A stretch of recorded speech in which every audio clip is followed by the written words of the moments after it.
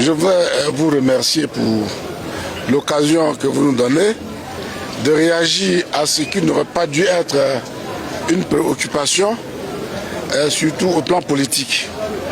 Mais malheureusement, nous en sommes là aujourd'hui à relayer ou à devoir parler de choses qui n'en valent pas la peine. Le président de la République n'est pas un citoyen lambda. Le président de la République est en lui seul une institution. Et que cette institution connaisse des difficultés de quelque nature que ce soit, ben, elles seront portées à la connaissance des Ivoiriens par les voies officielles.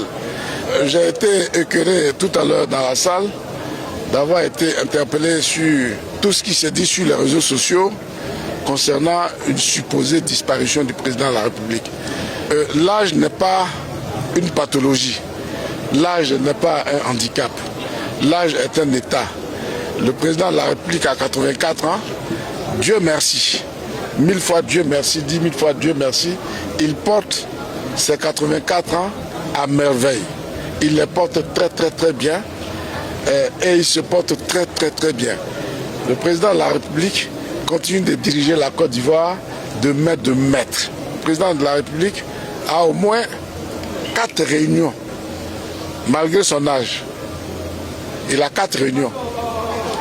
Parfois par semaine, d'autres fois chaque 15 jours. Alors comment peut-on dire que ce monsieur, bon, qu'il soit dans une situation, à la limite, qu'il le souhaite, ça c'est leur affaire. Mais que le président soit dans une situation qui le rend incapable de faire tout ça et que la Côte d'Ivoire entière ne le sache pas, de tout ce qui se dit sur les réseaux sociaux, ils ont même mis une chanson, une composition musicale sur les réseaux sociaux qui annonce le décès du chef de l'État. Bon, c'est vrai que d'autres ont répondu, mais ce que je retiens, c'est l'aveu d'impuissance dont fait preuve une certaine opposition. J'ai dit une certaine opposition, je ne vais pas globaliser, je ne vais pas stigmatiser toute l'opposition, c'est une certaine opposition, à travers donc ces communicants sur les réseaux sociaux.